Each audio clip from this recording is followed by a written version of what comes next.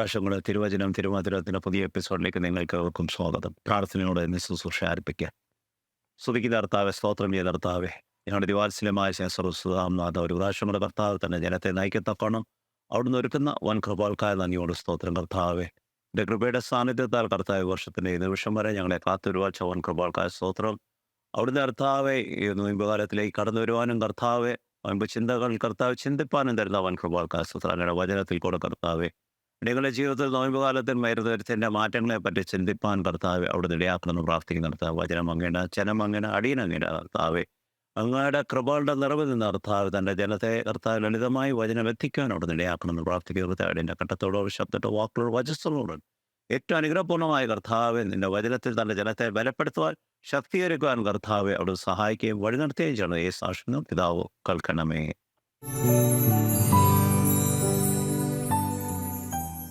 ദൈവത്തിൻ്റെ പൊന്നാത്തിന് മാത്രം ഉണ്ടായിരിക്കട്ടെ. ഇവിടെ ആയുസ്സിൽ ഒരു നോയമ്പ് കാലത്തിൽ നാം കടന്നു പോയിക്കൊണ്ടിരിക്കുന്ന ദിവസങ്ങളിൽ നോയമ്പ് ആരംഭിച്ച് ഏകദേശം 2ാം ആഴ്ചയിലേക്ക് നാം കടന്നു വന്നിരിക്കുകയാണ്. നമ്മുടെ ജീവിതത്തിൽ നമ്മൾ എത്രയോ നോയമ്പുകൾ അനുഷ്ഠിച്ചിട്ടുണ്ടായിരിക്കും. നമ്മുടെ ആയുസ്സിനൊത്തവണ്ണം അത്രമാത്രം നോയമ്പുകളും നമ്മൾ അനുഷ്ഠിച്ചിട്ടുണ്ടായിരിക്കും. ഓരോ സഭകളിലും വ്യത്യസ്തമായ നിയമങ്ങളും ഘടനകളും ഒക്കെ നിഷ്കർഷിക്കുകയും അതിനൊത്തവണ്ണം അത് ചിന്തിച്ച് പ്രവർത്തിക്കുവാൻ പ്രയത്നിക്കുന്ന ഒരു ജനമധ്യത്തിലാണ് നാം ഇന്ന് ജീവിക്കുന്നത്. എങ്കിലോ ഈ നിയമങ്ങളും നിബന്ധനകൾക്കൊക്കെ കാലോചിതമായ മാറ്റങ്ങളും വന്നിരിക്കുന്നു. നമുക്കറിയാം, ഇന്നത്തെ ആധുനിക ക്രൈസ്തവ സമൂഹത്തിൽ നാം നോക്കുമ്പോൾ പല കാര്യങ്ങൾക്കും വിട്ടുവീഴ്ചകൾ തന്ന് ഒരു നോയമ്പ് കാലമാണ് ഇന്ന് നാം കൊണ്ടാടുന്നത്. അതിന് കാരണം ആധുനിക ജീവിത സാഹചര്യങ്ങളും കടന്നു പോകുന്ന മേഖലകളിലെ പ്രയാസങ്ങളും പ്രതിസന്ധികളും മനസ്സിലാക്കിക്കൊണ്ട് അതിനൊക്കെ ഒരു ഭേദഗതി വരുത്തിക്കൊണ്ടുള്ള നോയമ്പ് നിബന്ധനകളാണ്. ഈ നോയമ്പ് കാലം എന്ന് പറയുമ്പോൾ യഥാർത്ഥത്തിൽ നമ്മൾ ചെയ്യുന്ന 3 വ്യത്യസ്ത പ്രവർത്തനങ്ങളുണ്ട്. ഒന്ന് പ്രാർത്ഥന, ഒന്ന് ഉപവാസം, ഒന്ന് ആദര ശുശ്രൂഷകൾ. നോയമ്പ് കാലത്തിൽ കൂടുതലായിട്ട് പ്രാർത്ഥിക്കുവാൻ പരിശ്രമിക്കണമെന്നാണ് യഥാർത്ഥത്തിൽ നോയമ്പിൻ്റെ ഒരു ഘടന. അതായത് നാം ഇന്ന് ദൈനംദിന ജീവിതത്തിൽ 1 or 2 പ്രാവശ്യം പ്രാർത്ഥിക്കുന്നുണ്ടെങ്കിൽ അതിൻ്റെ തവണകൾ കൂട്ടി നോയമ്പ് കാലത്തിൽ കൂടുതൽ പ്രാർത്ഥനയോട് ദൈവത്തിലേക്ക് നമ്മളെ തന്നെ അടുപ്പിക്കത്തക്കോണം. അതുകൊണ്ടാണ് ഒരു ഉപവാസത്തോട് പ്രാർത്ഥിക്കണമെന്ന് നോയമ്പ് കാലത്തിൽ യഥാർത്ഥത്തിൽ പൂർവ്വപിതാക്കന്മാർ ആഗ്രഹിച്ചതും അപ്രകാരം പറയുകയും ചെയ്തത്.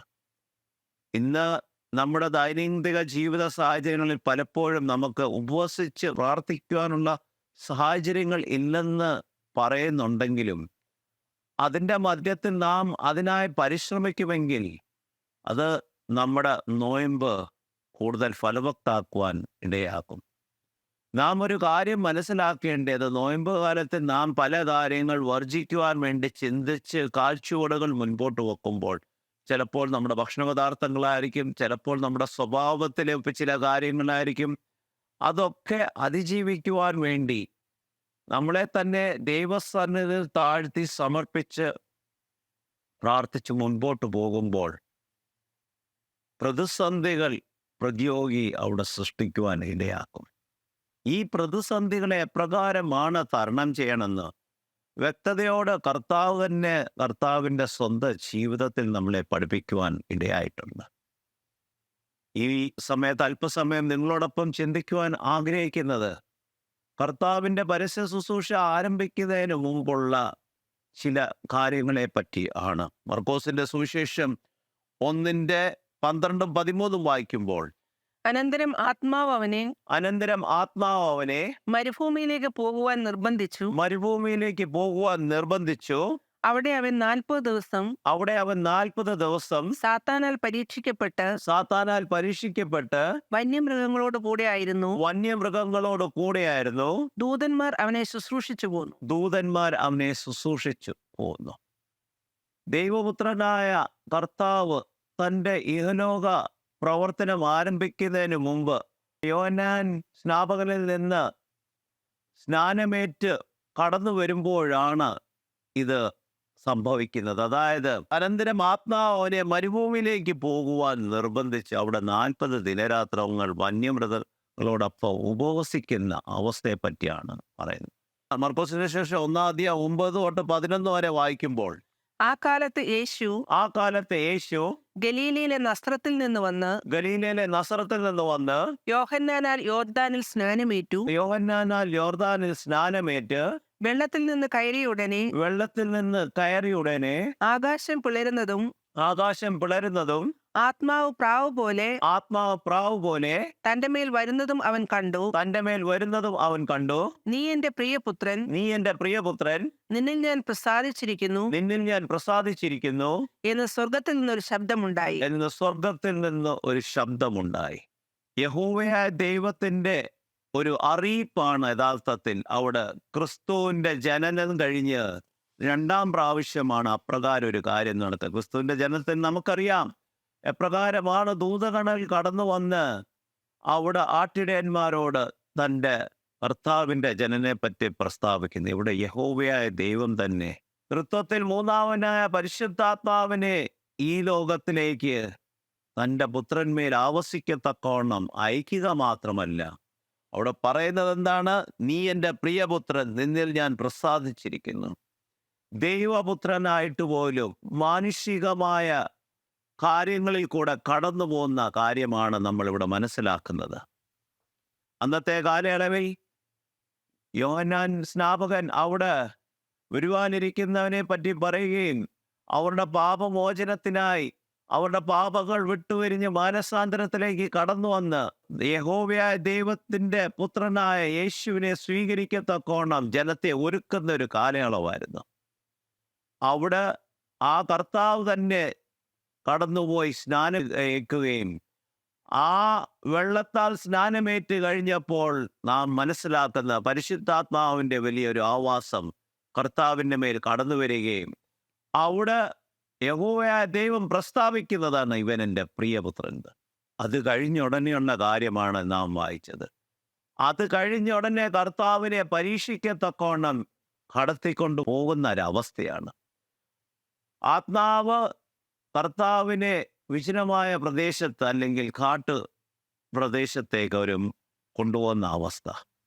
എന്തുകൊണ്ട്? ദൈവപുത്രനായിട്ട് പോലും മനുഷ്യ ജീവിത സാഹചര്യങ്ങളെ പറ്റി മനസ്സിലാക്കുവാനും ഒരു മനുഷ്യന്റെ ജീവിതത്തിൽ കടന്നു പോകുന്ന വ്യത്യസ്തമായ പരീക്ഷണങ്ങളെ പറ്റിയാണ് മുമ്പോട്ട് നാം മനസ്സിലാക്കുവാൻ ഇടയാകുന്നത്. അത് മനസ്സിലാക്കണമെങ്കിൽ മത്തായിയുടെ സുവിശേഷം 4:1-2 നാം വായിക്കാം. അനന്തരം പിശാചിനാൽ പരീക്ഷിക്കപ്പെടുവാൻ യേശുവിനെ ആത്മാവ് മരുഭൂമിയിലേക്ക് നടത്തി. അവൻ 40 പകലും 40 രാവും ഉപവസിച്ച ശേഷം അവന് വിശന്നു. പരീക്ഷിക്കപ്പെടത്തക്കോണം മുൻകൂട്ടി കർത്താവിനെ യഹോവയായ ദൈവം അയക്കുകയാണ്. ആ പരീക്ഷണങ്ങൾ അതിജീവിച്ച് കഴിയുമ്പോഴാണ് യഥാർത്ഥത്തിൽ ദൈവിക പ്രവർത്തനത്തിന്റെ ആരംഭം കുറിക്കുന്നത് നമുക്ക് മുമ്പോട്ട് മനസ്സിലാക്കുവാൻ കഴിയും.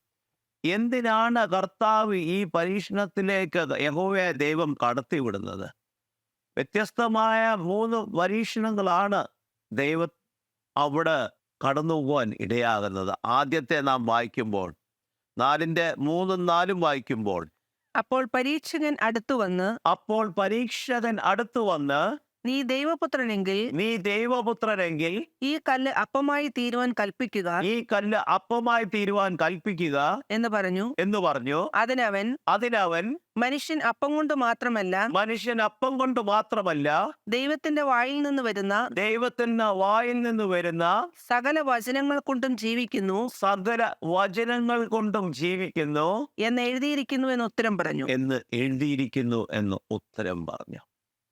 ഇന്ന് നമ്മളൊരു നോയമ്പ് കാലത്തിലായിരിക്കുന്ന ഈ ദിവസങ്ങളിൽ നാം അനേകമായ ഭക്ഷണപദാർത്ഥങ്ങൾ വർജിച്ചുകൊണ്ട് ഈ 40 അല്ലെങ്കിൽ 50 നോയമ്പ് നാം പ്രവേശിക്കുമ്പോൾ ആഴ്ചകൾ അല്ലെങ്കിൽ ദിവസങ്ങൾ മുന്നിട്ട് കഴിയുമ്പോൾ ചിലപ്പോൾ നമ്മുടെ ബന്ധുമിത്രാദികളിലോ അല്ലെങ്കിൽ സുഹൃത്തു വലയങ്ങളിലോ അവരുടെ വിവാഹ വാർഷികമോ അല്ലെങ്കിൽ ജന്മദിന കാര്യങ്ങൾ കടന്നു വരുമ്പോൾ നമ്മെ അവിടേക്ക് കടന്നു വരുവാൻ നമ്മളോട് ആവശ്യപ്പെടുമ്പോൾ പലപ്പോഴും ആ കാര്യങ്ങളിൽ നിന്ന് മാറി നിൽക്കുവാൻ നമുക്ക് കഴിയാതെ അതിൽ സംബന്ധിക്കുക മാത്രമല്ല, ചിലപ്പോൾ അവിടുത്തെ വിശിഷ്ട ഭക്ഷണങ്ങൾ ആസ്വദിക്കുവാൻ നമ്മൾ നിർബന്ധിതരായിത്തീരും. ക്രൈസ്തവ സമൂഹത്തിൽ പലപ്പോഴും ഇപ്രകാരമുള്ള നോയമ്പ് കാലങ്ങളിൽ ഈ കാര്യങ്ങൾ ആചരിക്കുന്നത് കുറവാണെങ്കിലും മറ്റ് സമുദായത്തിൽപ്പെട്ടവരായിരിക്കും അല്ലെങ്കിൽ സ്നേഹ ബന്ധത്തിലുള്ളവരായിരിക്കും നമ്മളെ വിളിക്കുന്നത്. അവിടെ അതിനെ എതിർക്കുവാൻ അല്ലെങ്കിൽ അതിന് കഴിയുകയില്ലെന്ന് പറയാൻ നമുക്ക് മനസ്സ് തോന്നുവാൻ ഇടയാകാതെ യഥാർത്ഥത്തിൽ നാം പ്രതിയോഗിയുടെ ഒരു പരീക്ഷണത്തിലേക്കാണ് പ്രവേശിക്കുന്നതെന്ന് പോലും ചിന്തിക്കുവാൻ ഇടയാകുന്നില്ല. ഇവിടെ 40 ദിനരാത്രങ്ങൾ ഉപവസിച്ച് കഴിഞ്ഞ് കർത്താവിൻ്റെ സന്നദ്ധയിൽ പ്രതിയോഗി കടന്നു വരുന്ന പറയുന്നത്, ഈ കല്ലിനെ അപ്പമാക്കുവാൻ നിനക്ക് കഴിയുമല്ലോ. വിശന്നിരിക്കുന്ന അവസ്ഥയിൽ ക്ഷീണിതനായ കർത്താവിനോട് അത് പറയുമ്പോൾ കർത്താവ് യഥാർത്ഥത്തിൽ ഒരു മാനുഷികമായ സ്വഭാവത്തിലും മാനുഷികമായ ജീവിത ശൈലിയുമായിരുന്നെങ്കിൽ ചിലപ്പോൾ നമ്മൾ ചിന്തിക്കും, ഈ പറയുന്നത് ആരാണെന്ന് മനസ്സിലാക്കുവാൻ ഇടയാകാതെ യഹോവയുടെ ശബ്ദമാണെന്ന് ചിന്തിച്ച് അപ്രകാരം പ്രവർത്തിക്കുവാൻ ഇടയാം. പക്ഷെ ഇവിടെ കർത്താവിന് അറിയാൻ വരുന്നത് പ്രതിയോഗി അവനെ പരീക്ഷിക്കുവാൻ കടന്നു വന്നിരിക്കുകയാണ്. അവിടെ എത്ര വ്യക്തമായിട്ടാണ് അതിനുത്തരം നൽകുന്നത്. മനുഷ്യൻ അപ്പം കൊണ്ട് മാത്രമല്ല ദൈവത്തിൻ്റെ വായിൽ നിന്ന് വരുന്ന സകല വചനങ്ങളോട് ജീവിക്കുന്നു എന്ന് എഴുതിയിരിക്കുന്നു. വചനത്തെ തന്നെ വചനത്തിൻ്റെ കാര്യങ്ങൾ പറഞ്ഞ് വചനത്തിൽ എഴുതിയിരിക്കുന്ന കാര്യങ്ങൾ പറഞ്ഞ് ആ പരീക്ഷണം അതിജീവിക്കുന്ന അവസ്ഥ. ഇന്ന് നമ്മുടെ ജീവിതത്തിൽ നമ്മൾ ഇപ്രകാരം ഒരു സാഹചര്യങ്ങളായിത്തീരുമ്പോൾ അതിനെ നിരസിക്കുവാൻ കഴിയാതെ എങ്ങനെ അവരെ വിഷമിപ്പിക്കുവാൻ കഴിയും? അല്ലെങ്കിൽ ആ സുഹൃത്ത് ബന്ധത്തിലൊരു പ്രതിസന്ധി വന്നു കഴിഞ്ഞാൽ നാളെ അതെനിക്കൊരു ജീവിതത്തിൽ എന്തെങ്കിലും നഷ്ടങ്ങൾ വരുത്തുമെന്നുള്ള ഭയത്തോടെ ഈ പ്രതിസന്ധിയിലേക്ക് നാം അറിയാതെ കടന്നു പോകുന്ന അവസ്ഥയാണ്. നോയമ്പ് കാലത്തിൽ അനുഷ്ഠിക്കേണ്ട കാര്യങ്ങൾക്ക് വേണ്ടി നാം കാൽച്ചുവടുകൾ വെച്ചിട്ടാണ് ഇപ്രകാരമുള്ള വീഴ്ചകൾ വരുന്നതെന്ന് നാം മനസ്സിലാക്കിക്കൊള്ളണം. നമ്മെ പരീക്ഷിക്കത്തക്കോണം പരീക്ഷകൻ കടന്നു വരുമ്പോൾ ആ പരീക്ഷയെ അതിജീവിക്കുവാൻ നാം വചനമായി കൂടുതലായിട്ട് ബന്ധമുണ്ടെങ്കിൽ, ദൈവസ്ഥാനത്തിൽ വേറിട്ടിരുന്ന് പ്രാർത്ഥിക്കുമെങ്കിൽ, അതുകൊണ്ടാണ് നോയമ്പ് കാലത്തിൽ കൂടുതലായിട്ട് പ്രാർത്ഥിക്കണമെന്ന് പറയുന്നത്. ഇപ്രകാരമുള്ള പരീക്ഷകൾ കടന്നു വരുമ്പോൾ അതിനെ അതിജീവിക്കുവാൻ വേണ്ടി കർത്താവ് തന്നെ നമ്മുടെ നാവിന്മേൽ അതിനുള്ള വാക്കുകളും വചസ്സുകളും തരും. അതിനെ എപ്രകാരം അതിജീവിക്കണമെന്നുള്ള സാഹചര്യങ്ങൾ നമ്മളെ ബോധ്യപ്പെടുത്തി തരും. അതിന് പകരം നമ്മുടെ സ്വന്തം ചിന്തകളിൽ പ്രവർത്തിക്കുമ്പോൾ വീഴ്ചകളുടെ മുമ്പിലേക്കായിരിക്കും കടന്നു പോകുന്നതെന്ന് നാം ചിന്തിക്കാറില്ല. അതിൻ്റെ മുമ്പോട്ട് വായിക്കട്ടെ. മത്തായിയുടെ സുവിശേഷം 4:5 തൊട്ട് 7 വരെ വായിക്കുമ്പോൾ, പിന്നെ പിശാച് അവനെ വിശുദ്ധ നഗരത്തിൽ കൊണ്ടുപോയി ദൈവാലയത്തിന്റെ അഗ്രത്തിന്മേൽ നിർത്തി അവനോട് നീ ദൈവപുത്രനെങ്കിൽ താഴേക്ക് ചാടുക. നിന്നെക്കുറിച്ച് അവൻ തന്റെ ദൂതന്മാരോട് കൽപ്പിക്കും. അവൻ നിന്റെ കാൽ കല്ലിൽ തട്ടാതിരിക്കത്തക്കവണ്ണം നിന്നെ കൈകളിൽ താങ്ങിക്കൊള്ളും എന്ന് എഴുതിയിരിക്കുന്നുവല്ലോ എന്ന് പറഞ്ഞു. യേശു അവനോട് നിന്റെ ദൈവമായ യഹോവയെ പരീക്ഷിക്കരുത് എന്നും കൂടി എഴുതിയിരിക്കുന്നു എന്ന് പറഞ്ഞു. പ്രതിയോഗിയുടെ രണ്ടാമത്തെ പരീക്ഷണത്തിൽ ശരിക്കും വചനത്തിലെ കാര്യങ്ങൾ പറഞ്ഞാണ് പരീക്ഷിക്കുന്നത്. അതായത് നിന്റെ കാൽ കല്ലിന്മേൽ തട്ടാതിരിക്കത്തക്കവണ്ണം നിന്നെ കൈകളിൽ താങ്ങിക്കൊള്ളും എന്ന് എഴുതിയിരിക്കുന്നുവല്ലോ. അപ്പോൾ എപ്പോഴും നാം ഒരു കാര്യം മനസ്സിലാക്കണം. നമ്മെക്കാട്ടി കൂടുതൽ വചനത്തിൻ്റെ വാക്കുകളും വചസ്സുകളും അതിൻ്റെ ആഴമുള്ള കാര്യങ്ങൾ വ്യക്തമായി അറിയുന്നവനാണ് പ്രതിയോഗിയെന്ന്. വചനത്തിൽ തന്നെ പറയുന്നല്ലോ, വൃതന്മാരെ വീഴ്ത്തുവാൻ വെളിച്ചദൂതന്റെ വേഷത്തിൽ കടന്നു വന്ന് വൃതന്മാരെ പോലും വീഴ്ത്തുമെന്നാണ് പറയുന്നത്. അപ്പോൾ ഞാനും നിങ്ങളുമായിരിക്കുന്ന ബലഹീനരായ നമ്മൾ എപ്രകാരമാണ് ഈ ചിന്തകളെ അതിജീവിക്കുവാൻ, സാഹചര്യങ്ങളെ അതിജീവിക്കുവാൻ കഴിയുന്നത്? അതിജീവിക്കണമെങ്കിൽ നമുക്ക് വചനമായി ഒരു ആഴമായ ബന്ധം വേണം. അല്ലെങ്കിൽ ഒരു വചനം കേൾക്കുമ്പോൾ ഇത് സത്യമാണെന്ന് ചിന്തിച്ച അവർ മറ്റുള്ളവരുടെ പിന്നാലെ കടന്നു പോകുന്നവനല്ല യഥാർത്ഥമായ ഒരു ആത്മീയൻ. യഥാർത്ഥമായ ഒരു ആത്മീയൻ എന്ന് പറയുമ്പോൾ കേൾക്കുന്ന വചനത്തിനെ വ്യാഖ്യാനിക്കുവാനുള്ള, അതിനെ ഗ്രഹിക്കുമ്പോൾ അത് സത്യമാണോ അല്ലയോ എന്ന് മനസ്സിലാക്കുവാനുള്ള കൃപയ്ക്ക് വേണ്ടി നാം പ്രാർത്ഥിക്കണം. Should have the spirit of discernment so that we understand what we hear is true or not just listening some gospel somewhere without understanding that this gospel confines to the ways what God has told us to follow. നമ്മുടെ ആത്മീയ ജീവിതത്തിൽ വിവേചിക്കുവാനുള്ള കൃപയ്ക്ക് വേണ്ടി നാം പ്രാർത്ഥിക്കണം. ഒരു സുവിശേഷ പ്രസംഗം കേട്ടതുകൊണ്ട്, അത് നമുക്ക് നല്ലതെന്ന് തോന്നിയത് കൊണ്ട്, സ്വീകാര്യമെന്ന് മനസ്സിലാക്കിക്കൊണ്ട് അതിൻ്റെ ആ സുവിശേഷ പ്രസംഗത്തിൻ്റെ പിന്നാലെ കടന്നു പോകുമ്പോൾ അത് യഥാർത്ഥമായി ദൈവിക ശുശ്രൂഷയാണെന്ന് മനസ്സിലാക്കുവാനുള്ള, വിവേചിക്കുവാനുള്ള കൃപ നമ്മൾ അതിനുവേണ്ടി പ്രാർത്ഥിക്കണം. അല്ലെങ്കിൽ ഇവിടെ പ്രതിയോഗി വചനത്തിൽ കൂടെ തെറ്റിക്കുവാൻ പരിശ്രമിക്കുന്നത് പോലെ ഇന്ന് ലോകമെമ്പാടും അപ്രകാരമുള്ള കാര്യങ്ങളാണ് നാം കേൾക്കുവാൻ ഇടയാകുന്നത്. പ്രതിയോഗി വചനം കൊണ്ട് തന്നെ ജനത്തെ തെറ്റിക്കുന്ന ഒരവസ്ഥയിലേക്ക് മാറിയിരിക്കുന്നത്.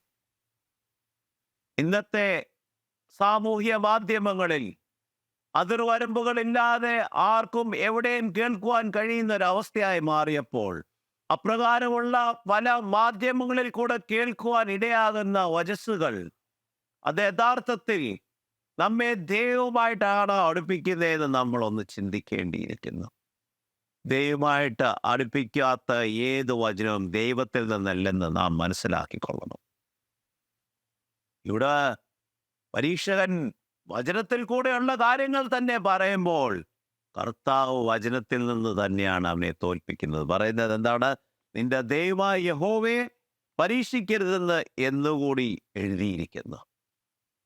അപ്പോൾ നാം കേൾക്കുന്ന വചസ്സുകൾ, ദൂതുകൾ, ദൈവവചനങ്ങൾ, അതിൻ്റെ ഒരു ഭാഗം മാത്രം കേട്ട് അതിൻ്റെ പിന്നാലെ പോകാതെ അതിനെ പൂർണ്ണമായി ഏത് സാഹചര്യത്തിലാണ് ആ വചസ്സുകൾ പറഞ്ഞെന്നും ഏത് സാഹചര്യത്തിലാണ് ദൈവത്തിൻ്റെ ആത്മാവ് അപ്രകാരം ആ വ്യക്തികളോട് സംസാരിച്ചെന്നും മനസ്സിലാക്കിക്കൊണ്ട് നമ്മെ തന്നെ ആ കേൾക്കുന്ന വചനം വിവേചിച്ചുകൊണ്ട് നമ്മെ തന്നെ ശോധന ചെയ്യുമ്പോൾ നമ്മൾ ഇപ്രകാരമുള്ള ചതിക്കുഴിയിൽ വീഴുവാൻ ഇടയാകുകയില്ല. ഇപ്രകാരം കടന്നു വരുന്ന പരീക്ഷയിൽ വീഴുവാൻ ഇടയാകുകയില്ല. അതായിരിക്കണം ഈ നോയമ്പ് കാലത്തിൽ നമ്മുടെ ചിന്തകളും പ്രവർത്തനങ്ങളും. മുമ്പോട്ട് വായിക്കട്ടെ. 4:8-11 വരെ വായിക്കുമ്പോൾ, പിന്നെ പിശാച് അവനെ ഏറ്റവും ഉയർന്ന ഒരു മലമേൽ കൂട്ടിക്കൊണ്ടുപോയി ലോകത്തിലുള്ള സകല രാജ്യങ്ങളും അവയുടെ മഹത്വവും കാണിച്ചു. നീ സാഷ്ടാംഗം വീണ് എന്നെ ആരാധിച്ചാൽ ഇതൊക്കെയും ഞാൻ നിനക്ക് തരാം എന്ന് അവനോട് പറഞ്ഞു. യേശു അവനോട് സാത്താനെ എന്നെ വിട്ടുപോകൂ. നിന്റെ ദൈവമായ യഹോവയെ നമസ്കരിച്ച് അവനെ മാത്രമേ ആരാധിക്കാവൂ എന്ന് എഴുതിയിരിക്കുന്നുവല്ലോ എന്ന് പറഞ്ഞു. അപ്പോൾ പിശാച് അവനെ വിട്ടുപോയി. ദൂതന്മാർ അടുത്തു വന്ന് അവനെ ശുശ്രൂഷിച്ചു. വ്യത്യസ്തമായ 3 പരീക്ഷണ ഘട്ടത്തിൽ കൂടെയാണ് കർത്താവിനെ ദൈവം കടത്തിവിടുന്നത്. ഒന്ന്, നമുക്ക് ശാരീരികമായി ആവശ്യമുള്ളൊരു കാര്യമാണ് ഭക്ഷണം. രണ്ടാമത്, സ്വയം മഹത്വപ്പെടുത്തത്തക്കവണ്ണമുള്ളൊരു പ്രവർത്തനമാണ്. അതായത് അവിടുന്ന് താഴെ എടുത്തു ചാടുമ്പോൾ ഒന്നും പറ്റിയില്ലെങ്കിൽ ഇതൊരു വലിയ അത്ഭുതമെന്ന് പറഞ്ഞ് അനേകര് കർത്താവിൻ്റെ പിന്നാലെ ചിലപ്പോൾ വന്നെന്നിരിക്കും. പക്ഷെ അത് ദൈവത്തിൽ നിന്നല്ല. ദൈവത്തിൻ്റെ പ്രവർത്തനം ദൈവത്തിൻ്റെ രീതിയിലായിരിക്കും, അല്ലാതെ സ്വയം ഒരുക്കുന്ന, സ്വയം ന്യായീകരിക്കുന്ന, മഹത്വപ്പെടുത്തത്തക്കോണമുള്ള പ്രവർത്തനമായിരിക്കില്ല. മൂന്നാമത്തെ നാം ചിന്തിക്കുമ്പോൾ സൃഷ്ടികർത്താവിനോടാണ് പറയുന്നത്, ഈ സൃഷ്ടിച്ചതെല്ലാം ഞാൻ നിനക്ക് തരും, നീ എന്നെ നമസ്കരിച്ചാൽ.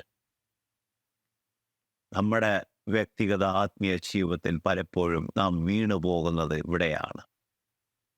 സ്വാർത്ഥ താല്പര്യങ്ങൾക്ക് വേണ്ടി തെറ്റെന്ന് മനസ്സിലാക്കിയിട്ടും തെറ്റായ പാതയിലേക്ക് കടന്നു പോകുവാൻ നാം പ്രവർത്തിക്കുമ്പോൾ യഥാർത്ഥത്തിൽ ദൈവത്തിൻ്റെ സന്നിധിയിൽ വീഴ്ചകളാണ് വരുന്നതെന്ന് നാം ചിന്തിക്കാറില്ല. പലപ്പോഴും ഇന്നത്തെ സാഹചര്യങ്ങളിൽ ഔദ്യോഗിക രംഗ ചില പ്രോഗ്രാംസ് അല്ലെങ്കിൽ കൂട്ടായ്മ വരുമ്പോൾ അവിടെ അല്പം മദ്യമൊക്കെ കൊടുക്കുമ്പോൾ ഇതൊരു സോഷ്യൽ ഡ്രിങ്കായിട്ടങ്ങ് മാറ്റി അത് കുടിക്കുമ്പോൾ, പ്രിയ സഹോദര സഹോദരി, ഈ ദൈവത്തിൻ്റെ സന്നിധിയിൽ വീണുപോയെന്ന് മനസ്സിലാക്കണം. നമ്മുടെ ജീവിതത്തിൽ നമ്മളെ ദൈവത്തിൽ നിന്ന് അകറ്റുന്ന കാര്യങ്ങൾ എന്താണെന്ന് മനസ്സിലാക്കി അതിൽ നിന്നൊരു തിരിച്ചു വരവായിരിക്കണം ഈ നോയമ്പ് കാലത്തിൽ നമ്മുടെ ആഗ്രഹം. അതിനുവേണ്ടി ആയിരിക്കണം നാം പ്രാർത്ഥിക്കേണ്ടത്. അപ്രകാരം നാം പരിശ്രമിക്കുകയും പ്രാർത്ഥിക്കുകയും ചെയ്യുമ്പോൾ കർത്താവിനെ പരീക്ഷിച്ച പരീക്ഷകൻ ഇന്നും ഈ ഭൂമുഖത്തുള്ളത് കൊണ്ട് ഇപ്രകാരമുള്ള വ്യത്യസ്തമായ പരീക്ഷണങ്ങളിൽ നമ്മളെ കടത്തിവിടും. ശാരീരിക ആവശ്യങ്ങൾക്ക് വേണ്ടി നമ്മളെ പരീക്ഷയിൽ കടത്തിവിടും. നമ്മുടെ പേരും പെരുമയ്ക്ക് വേണ്ടിയുള്ള കാര്യങ്ങൾ നമ്മുടെ മുമ്പിൽ കൊണ്ടുവന്നെന്ന് വരിക്കും. നമ്മളെ തന്നെ ഉയർത്തത്തക്കവണ്ണമുള്ള കാര്യങ്ങളായി ചിലപ്പോൾ ചില കാര്യങ്ങൾ നമ്മളെ കാണിച്ചിരിക്കും. പക്ഷെ അവിടെയൊക്കെ അതിനെ അതിജീവിക്കുവാൻ നാം വിശ്വസിക്കുന്ന കർത്താവിനെ പൂർണ്ണമായി വിശ്വസിച്ച് ഈ വചനത്തിൽ നാം ആശ്രയിക്കുകയാണെങ്കിൽ ഈ നോയമ്പ് കാലം നമ്മുടെ ജീവിതത്തിലൊരു മാറ്റം മാത്രമല്ല, ദൈവത്തിൻ്റെ മഹത്വത്തിനൊത്തോണം നമ്മളെ വഴി നടത്തുവാൻ ഇടയാകും. മത്തായിയുടെ സുവിശേഷം 4:12 ഇപ്രകാരമാണ് പറയുന്നത്: യോഹന്നാൻ തടവിലായി എന്ന് കേട്ടപ്പോൾ അവൻ ഗലീലയ്ക്ക് മടങ്ങിപ്പോയി.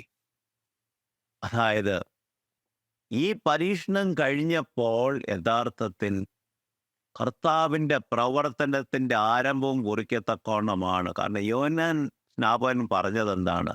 എനിക്ക് പിന്നാലെ വരുന്നവന് ഞാൻ വഴിയൊരുക്കുവാനാണ് കടന്നു വന്നത്. അപ്പോൾ വഴിയൊരുക്കി കർത്താവിൻ്റെ പ്രവർത്തനത്തിൻ്റെ ആരംഭം കുറിക്കത്തക്കോണമാണ് അവിടെ നാം മനസ്സിലാക്കുന്നത്. അത് കൂടുതൽ മനസ്സിലാക്കണമെങ്കിൽ മർക്കോസിന്റെ സുവിശേഷം 1:14-15 വായിക്കുമ്പോൾ, എന്നാൽ യോഹന്നാൻ തടവിലായ ശേഷം യേശു ഗലീലയിൽ ചെന്ന് ദൈവരാജ്യത്തിന്റെ സുവിശേഷം പ്രസംഗിച്ചു. കാലം തികഞ്ഞു, ദൈവരാജ്യം സമീപിച്ചിരിക്കുന്നു. മാനസാന്തരപ്പെട്ട് സുവിശേഷത്തിൽ വിശ്വസിക്കുവിൻ എന്ന് പറഞ്ഞു. അപ്പോൾ എന്നെ നിങ്ങളെ ഈ ഭൂമുഖത്ത് ദൈവം നമ്മുടെ പ്രവർത്തനം ആഗ്രഹിക്കുന്നത് ലോകത്തിൻ്റെ അറ്റത്തോളം ദൈവിക സുവിശേഷം എത്തിക്കുകയാണ്. അതിനായി നാം എത്രമാത്രം ചിന്തിക്കുന്നുണ്ടോ, പ്രവർത്തിക്കുന്നുണ്ട്? അതിനായി ചിന്തിക്കുകയും പ്രവർത്തിക്കുകയും ചെയ്യണമെങ്കിൽ ആദ്യം ഒരു മാനസാന്തരത്തിൻ്റെ ആവശ്യമുണ്ട്.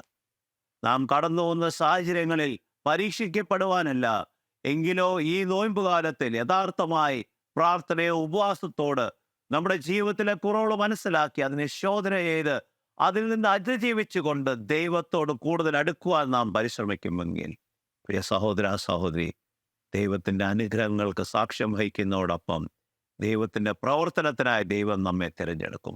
അതിനായി നമ്മളെ ഒന്ന് സമർപ്പിച്ചു കൊടുക്കാം. നീ കേൾക്കുന്ന സഹോദര സഹോദരി, ഈ നോയമ്പുകാലം നമ്മുടെ ജീവിതത്തിൽ വ്യക്തമായൊരു മാറ്റം വരുത്തത്തക്കോണം ഇടയാക്കട്ടെ എന്ന് പ്രാർത്ഥിക്കുന്നത് നമ്മുടെ തലകണെ വണക്കാം. സ്തുതിക്കുന്ന കർത്താവേ, സ്തോത്രം ചെയ്ത കർത്താവേ, ഞങ്ങളുടെ ദൈവാശ്രയമായ ശേഷനാഥ, ഇത്രത്തോളം നീ ഞങ്ങളോട് കരുണ ചെയ്ത വൻ കൃപകൾക്കായി നന്ദിയോട് സ്തോത്രം. ഞങ്ങളായിരിക്കുന്ന ഈ നോയമ്പ് കാലത്തിൽ പരീക്ഷകളിൽ അകപ്പെടാതെ പരീക്ഷ ജയിച്ച കർത്താവിനെ മുറുകെ പറ്റി ജീവിപ്പാൻ ഞങ്ങളെ പഠിപ്പിക്കണമെന്ന് പ്രാർത്ഥിക്കുന്ന കർത്താവെ. ഏത് സാഹചര്യത്തിലും നിന്നെ മുറുകെ പറ്റി ഞങ്ങളുടെ മുമ്പിൽ കടന്നു വന്ന പരീക്ഷകൾ മനസ്സിലാക്കി ഞങ്ങൾ കേൾക്കുന്ന വചനങ്ങൾ വിവേചിച്ച് നിന്റെ കൃപയിൽ നിലനിൽക്കുവാൻ ഞങ്ങളെ സഹായിക്കണമെന്ന് എന്ന് പരിശുദ്ധാത്മാവ് സദാ ഞങ്ങളെ വഴി നടത്തത്തക്കണം ഇടയാക്കണമെന്ന് യേശുദാസ പിതാവ് കേൾക്കണമേ. ആമേൻ. ദൈവം നമ്മെ അനുഗ്രഹിക്കട്ടെ.